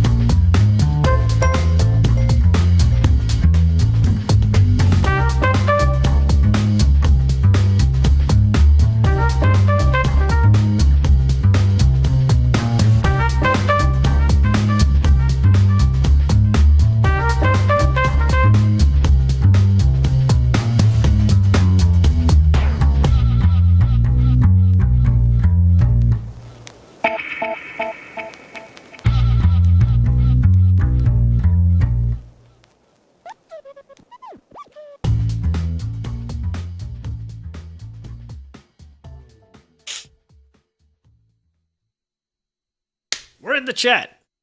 Let's see. Let me go to my up. chat windows. Chat windows. Wow, a lot of people in the. We got 400 plus in the Rumble chat. Rumble. Yeah, Rumbling, bumbling. 12-5 in the getter. 12-4. How many on the YouTube? On the YouTubes. Oh my God, YouTube. Let me go over to the To the YouTubes. YouTube. I need a little more coffee here. Coffee. I need to get into the getter chat. Let's see. What do we got on the 470 on the YouTubes? Did you see who's fighting Logan Paul next? The next match he's got? No. I see They had he might do an interview with Trump. I saw that. Huh? He might do Is an he interview squaring with off Trump. with Trump? Did you see him square off with him? He might be. Aaron, you want to throw this up? Donald Trump shares TikTok with Logan Paul, teasing release of podcast interview. Uh-oh, look out. Oh, yeah. They couldn't keep a straight face. That's pretty funny, though. Trump's on a laugh already. That's pretty good. That is pretty good. Funny, pretty funny there. Yeah, I got that story coming up. That's cute.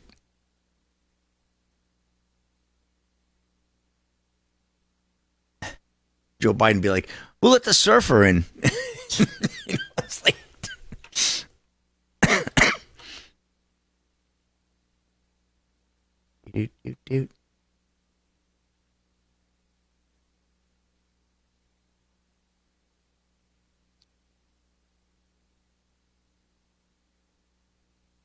What do we get? Tommy Viper's in the. Is he in the YouTube? Are you in the YouTubes? He's in the I keep YouTube. bouncing from chat to chat, so I'm trying to get to everything. It's tough to so many comments flying by. I know.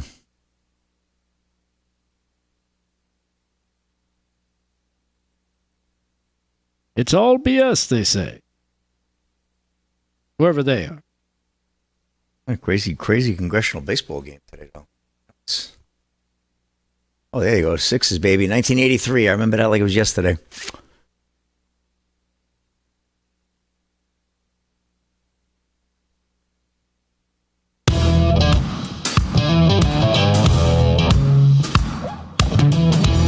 All right, 30 minutes past the hour, live from Studio 6B on a Wednesday night. We'll get back to Delgado doing some news here in just a second. Sean Fleetwood has a piece today that I want to bring to your attention, and I want to wave the red flag of warning. And I brought this up the other night when we were watching the primaries. I guess it was last night. In the turnout in Ohio's, what was it, Ohio 26, we said, I think it was. The guy won comfortably, but it was a Trump plus like 60, and he was won at, I think, plus 27 or 28.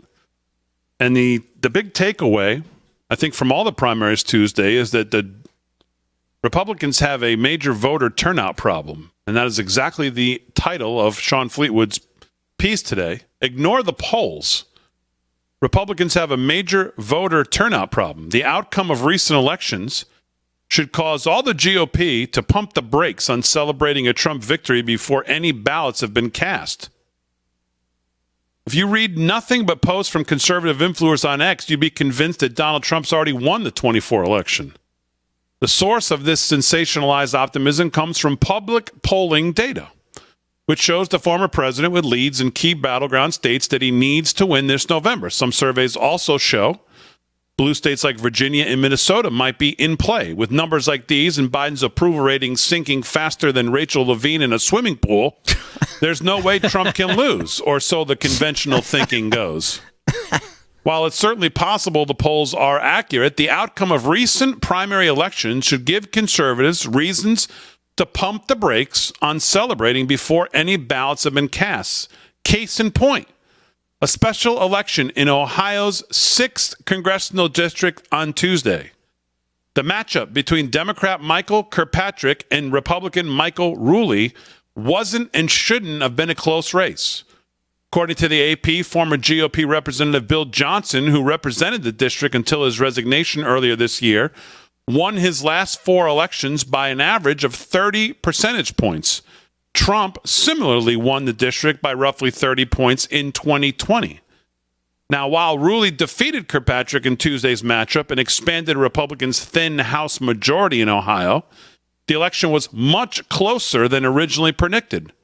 Preliminary results indicate Ruley won the race by only 9.4 points, more than 20-point shift in the Democrats' favor.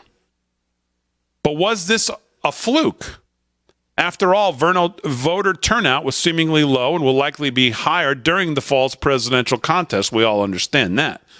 While such reasoning is certainly viable, it doesn't take into account the growing list of recent elections in which Democrats have widely outperformed expectations at the ballot box. Take the 2022 midterms, for example.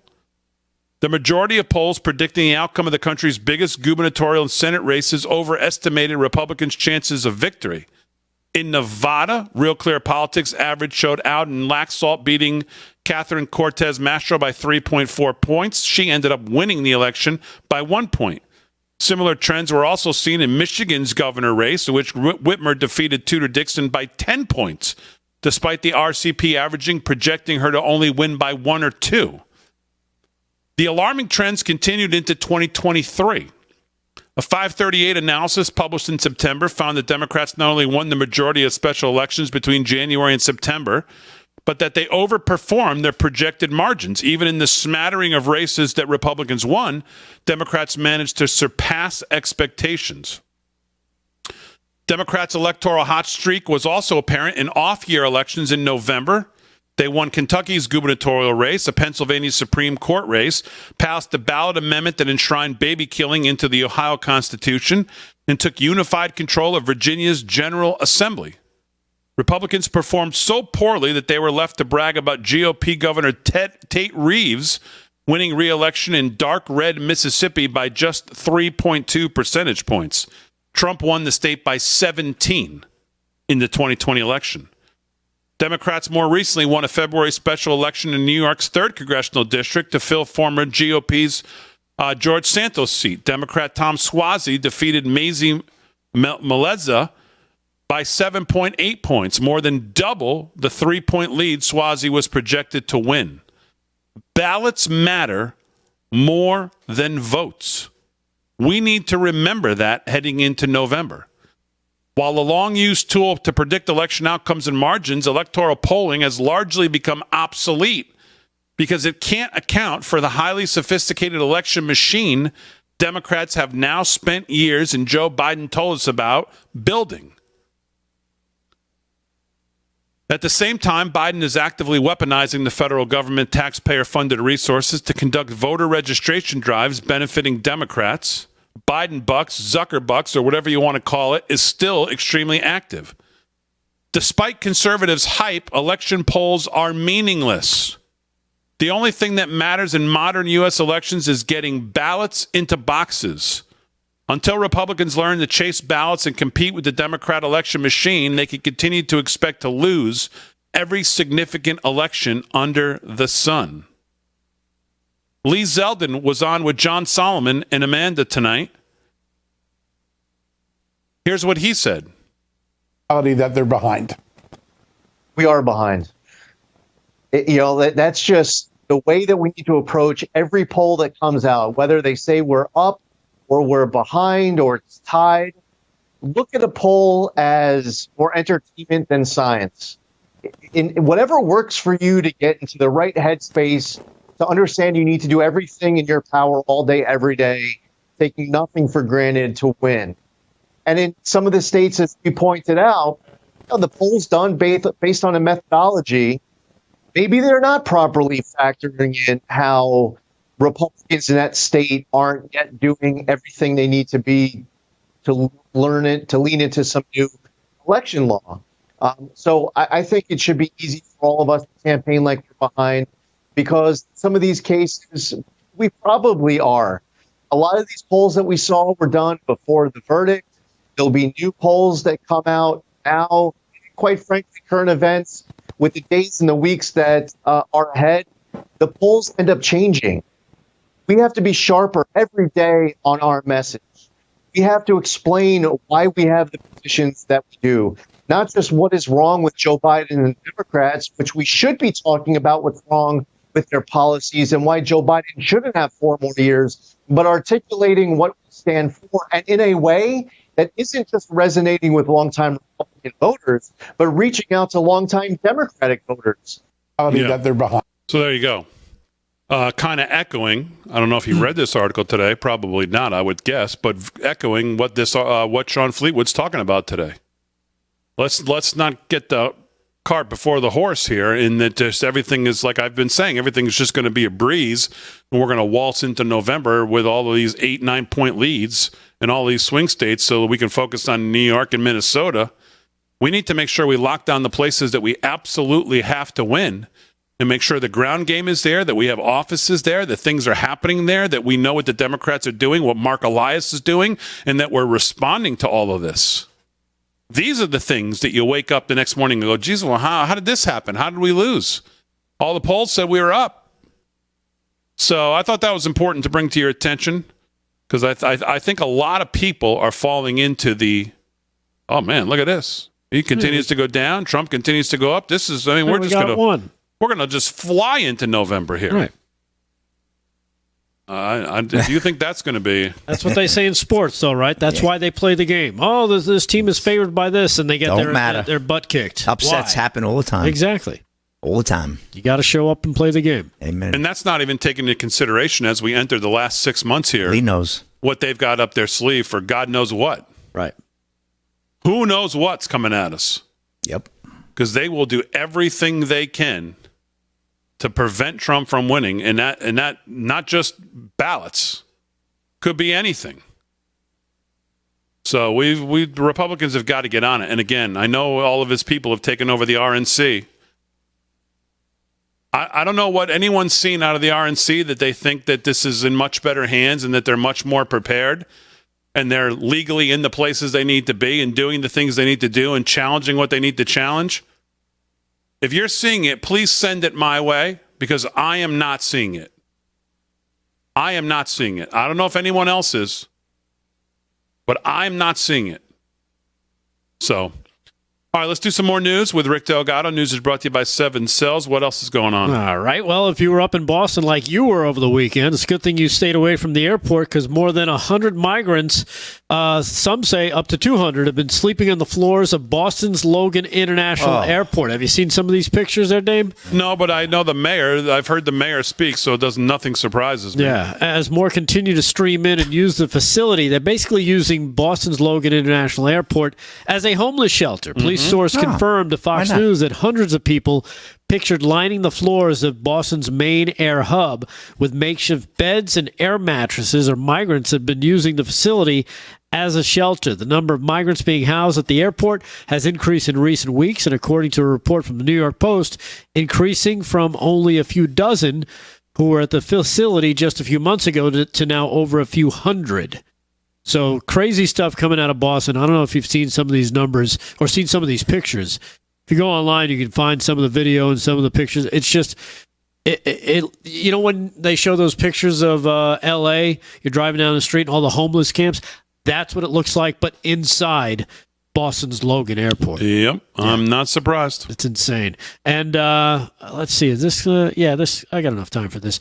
Here's CBS talking about deportation. This is Margaret Brennan, and she can't understand. Oh, yeah, I love She this. can't understand why people are actually in favor of mass deportation. This is cut number 3. Check this out. You've seen the Trump campaign talking about mass deportations.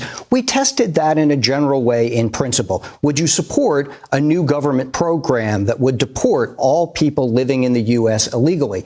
And that finds majority favor. That finds 6 and 10. It's strongest among folks who are MAGA. It's strongest among Trump supporters, but also from some Democrats as well. And I think that speaks to the general idea, not just that people see the border as a crisis, but also where we are in the campaign, where a lot of very dramatic or new proposals out there are finding favor here. So unpack that a bit, because this 62% of Americans favor deporting all undocumented She can't immigrants. wrap her brain around So it. Homeland Security says that President Biden has already deported or repatriated more people in the past year than any year since 2010. Well, these also let And in then, the most. depending on the details of what's talked about on the campaign trail, some of what Mr. Trump talks about could be illegal. It doesn't seem practical in some sense to round up children. And then we know that the courts have questioned whether local authorities would have the ability to do it, and federal authorities don't have the resources. So what exactly do people think they're supporting? Well, when you measure public sentiment on this or really just about any policy, you're getting a sense of direction. You're getting broad brushstrokes. But those kinds of details, well, that's often up to the legislatures and the courts later on. We tested even the idea of should local law enforcement be involved in this? And a lot of folks do say yes. Again, the details of that, the specifics, you're not going to pick that up in an aggregate public opinion. They weren't tracking the Supreme Court decisions.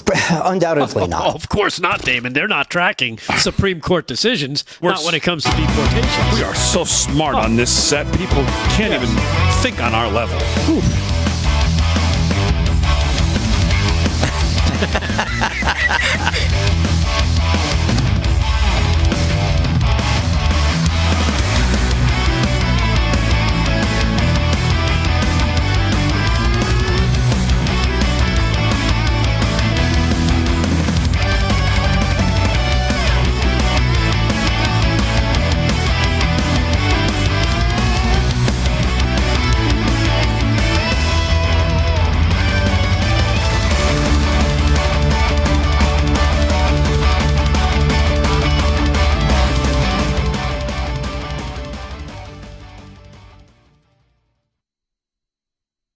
can't believe the show's almost over. I know it's been fast tonight. Oh, what even is that? Always makes the show go over. It's fine. Yeah. What do we got? One more? Yeah. This is it. It's a wrap. It was one of the fastest shows we've had. I can't even get to the chat anymore. I don't know what happened. I got signed out of everything. We got smacked with a content warning on Facebook. We did? For what? For what? Violent content. For what even is that? That's what I'm thinking. Maybe the movie clip. Oh, my God. I can't think of anything else that would have triggered that. That's insane. I got to grow up here. Yeah, such. You know what? You can traffic kids on there, but don't you dare show a movie clip that's 25 years old. Right. That's crazy. Forget it. Yosemite Sam, you get banned. I mean, it's still up. It just has that little cover over it. Till you click on it. So ridiculous. It's probably the gunshots. Yeah, that's what I'm thinking. The audio. Violent.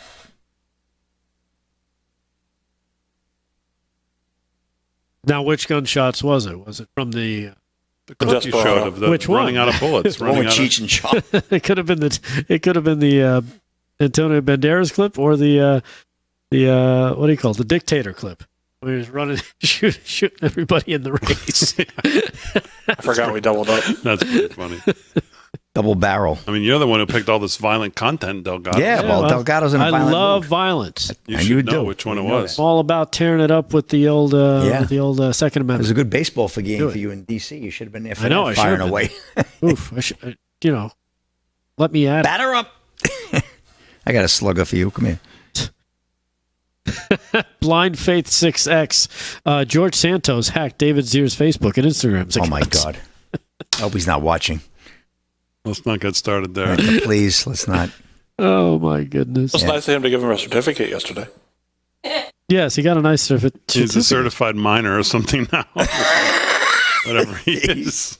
He's a minor. No, I think he's a certified. Like I saw it on Instagram too. His Instagram's hacked now too. They're putting it out there too. I wonder who Well, yeah, the the accounts are joined because it's the same company. Was that mudfucker that went after him? Excuse me.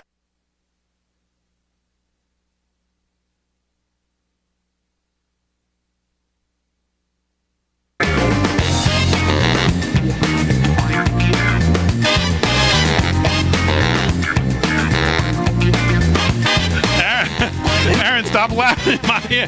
Stop laughing in my ears. You're making me laugh. Oh, man. 13th to the hour, live from Studio 6B on a Wednesday night. that's an interesting name. Mud. Yeah. Save that for the commercial. We're doing, what are we doing? I have no idea. Delgado did some news, and what even is that? Which we now found out Facebook slapped a warning on it, probably because of the audio, the movie clip of the gunshots. Yes. Nah, I mean, it's a comedy, hello. But of Doesn't course, they matter. don't take that into consideration. So, anyways, but it's still, I guess we're still up on Facebook, I understand. So, but I guess there's now a violence warning. Yes. Yeah. You might see Sacha Baron Cohen dressed up as a dictator shooting people on a track. Yeah. Right. Trying to win a race. But let's do some more sports right now. The Reds just won again, I'm being told, Really? by Brew Pub Politics on X. Reds just won again, he said. Well, they got. I have 2 outs here in the top of the ninth. So Well, what's the maybe score? he's right, but I think they have it. They're Let's do 4-2. sports and find out if he's right. He's right. They Sports just went final. He's right. So they won again. Did you think the audience was lying? No. I'm just a little behind. That's what happens. Well, we know that. Brought to you by My Pillow. LFS6B is the code. What's going on, Slickster? All right, big deal. Well, you heard it live from one of our fans in the followers in the Get It chat there. The Reds 4-2 over the Guardians, and that's it. That went final. Reds looking good. They're trying to make a run for the Brewers, but I don't know if they're going to catch them. But we got to go to the NBA first. Halftime. There's 7 out. Is there enough games for them to win for you to turn positive on them? Yeah, no. What's the number? number? They got a long 30? No, they got to win. They have to win They it got to all. win like 85 games. Like they have to win the last game Listen, of the Yankee season. fan, be quiet. No, but how many have they won now out of the last whatever? Like 7 of 10, 8 of 11? They won like 8 out of 10. Yeah, they're on a roll. They're like ham and eggs, man. But here we go. NBA, Big D at the half. He's got years of anger to get through. Mavericks, I do. I'm very angry. Mavericks 51-50 over the Celtics at the half. Jason Tatum and Kyrie Irving both lead all scorers with 20. Luka Doncic with 17. This is going to be a good tight final game here, man. And man, Mavericks really need it. I hope they can pull it out. I just want to see a series. I know ultimately the championship banner is going to hang in the TD Garden, but let's see what happens tonight. Tomorrow night, Panthers and Oilers will be on tomorrow night. We'll have the game. We'll certainly keep you updated on the scores. Baseball, not enough time to give you all those scores, but you got the Red score. They won. But here's a story. Major step to protect women's sport. Trans swimmer Leah Thomas barred from Olympics after losing key lawsuit. Warner Todd Houston of Breitbart. Leah Thomas, the infamous transgender swimmer who won so many NCAA women's swimming titles in 2022, is barred from the 2024 Summer Olympics after losing a legal battle against the international group that governs swimming. Thomas attempted to bring a legal case against World Aquatics at the Court of Arbitration for Sport in hopes of vacating the group's recent rules, placing heavy restrictions on trans athletes. The rules effectively bar someone like Leah Thomas from competing in international competitions and also bar him from being, or him or her, him from considered for a slot on the U.S. Winning team. Yeah, well, who knows these days? But to the Guardian. But yes, you're correct. Thomas argued that the rules should be declared invalid and unlawful because he says they violate the Olympics Charter and the World Aquatics Constitution. The court disagreed with Thomas and ruled that he had no standing. The court said Thomas is simply not entitled to engage with eligibility to compete in aquatic competitions because he is not a current member of World Aquatics. Aquatics. The rules were implemented after Thomas caused outrage for swimming the 2022 NCAA title. Listen, high school sports, college sports should take a lesson from this. A precedent should be set. The Olympics looks like they're getting this right by whatever legal, finagling that they're doing, but it is a good one. Keep Leah Thomas out. That would just ruin the Olympics, having all these transgender people coming in, breaking records in track, breaking records in cycling, right, Rick? I mean, come on. It's bad enough that they proliferated all this, and now we don't need that. So, and that's a wrap in sports, Big D. I'm going to give it back to you. That was a good victory. I can give you more, but I thought that was a good way to end it on that. Leah Thomas getting banned from the Olympics. Okay, good way to go. Yeah, I can get. Well, let's go real quick to Trump. You saw that clip you showed before. Donald Trump shares TikTok with Logan Paul, teasing release of a podcast interview. This is Elizabeth Wiebel of Breitbart. Former President Donald Trump shared his second ever TikTok on Wednesday, which featured YouTube star Logan Paul ahead of the release of Paul's podcast interview with the former president. In the TikTok shared by the former president, Paul and Trump can be seen facing off and appearing to have serious faces before they both break into laughter and briefly embrace each other. A person in the background can be seen holding a gold wrestling belt with the word champion written in blue. Sources close to the matter informed TMZ Sports that Paul had interviewed Trump on Tuesday for an episode on his podcast, Implausive, after Trump's team reached out requesting to sit down for an interview. The podcast episode featuring the former president will reportedly be released tomorrow. Paul also teased the release of the upcoming podcast in a post on X by sharing a photo of him and Trump standing together as they can be seen holding the wrestling belt. Sources familiar with the matter told the outlet that Paul has also reached out to President Joe Biden and his team to set up an interview to get both sides regarding the upcoming presidential election. But if you look at Paul, I'm sure Biden will say, who let the surfing guy in? Because that's what he's going to say, because he's not going to know who the hell he is. But, he used to be a world middleweight champion back in the day, Joe Biden, didn't he? Oh, didn't he? Yeah, yes, absolutely. Oh, he was a football player. He took on marvelous Marvin Hagler. Yeah. Yeah. Well, it's a good move by the president to sit down with Logan Paul. I think Logan Paul's endorsed him, said he's going to vote for him, as both the Paul brothers. And listen, it's a smart move. That's an audience that he wants to reach. Yeah, young audience. They have a lot of influence with younger voters. Yep, that's a smart move. Gives a lot of, sometimes it takes one voice for a lot of these voters to go, I won't be looked at funny if I support Trump. I won't be outcast in my school if I support Trump. Logan Paul's doing it. That's not a bad move to sit down. Very smart. I like to see that interview. Apparently, it's going to be released tomorrow, so we'll look out for that. Maybe we'll have some clips for tomorrow night, possibly. Yeah. All right, Slick, very good. Sports is brought to you by Mike Lindell and MyPillow. Let's do some news. Delgado's got it. What's going on? All right. Well, Donald Trump, since we're talking about him, touts Bitcoin mining and completes cryptocurrency flip-flop, according to MSNBC. We talked about this before, and Damon, you mentioned it, that's a big block of voters as well. I mean, can we just go back to my tweet of April 27th? I mean, could have been more, whatever the word is, since that day, what has happened? When I laid the case out for the opportunity that was right there in front of them. Yeah. I mean, it's just, I'm not going to say they read the tweet. I mean, there was a lot of people talking about it, but I mean, I just could not have been more right on the money. And they've absolutely taken it and run with it. Yeah. So that's a headline, of course, coming out of NBC as they've noticed he's embracing cryptocurrency after for years calling it a disaster waiting to happen. So that's a quick little headline coming out of MSNBC, noticing his pivot from his previous stance to now being what he needs to do now is come out and say, if I'm elected, the U.S. government's going to buy 2 million Bitcoin or 1 million Bitcoin, and we're going to stash it away and use it as part of our reserve currency, and think about how we can use it to start paying down the debt or something like that. And I mean, that would be another huge move to no pun intended, trump the Biden administration, who's on the wrong side of this on every level. Boy, come out and say they're going to use it as some kind of treasury reserve. Oh, he'd have every single vote that there is to have in crypto. Yeah. Every single one. And the market would probably take off. But anyhow, one last clip right here. Now that we know that the Hunter laptop is actually real and that's been confirmed by the FBI, here's a little walk back in time to Joe Biden, thinking he's such a good parent. Here's cut number 1. Check this out. You know, my dad had an expression. He used to say, "You know you're a success as a parent when you turn and look at your child and realize they turned out better than you." Yeah. So there you go. That's all you need. Enough said there. As always, we salute our military, active and active police, firefighters, first responders, EMTs, everybody on the front lines protecting us. All the truckers, all our farmers. Thanks, guys, on the show. Aaron, Fran, great job as always. Most of all, thank you, the live from Studio 6B audience. We'll see you tomorrow night, 8 p.m. right here live from Studio 6B.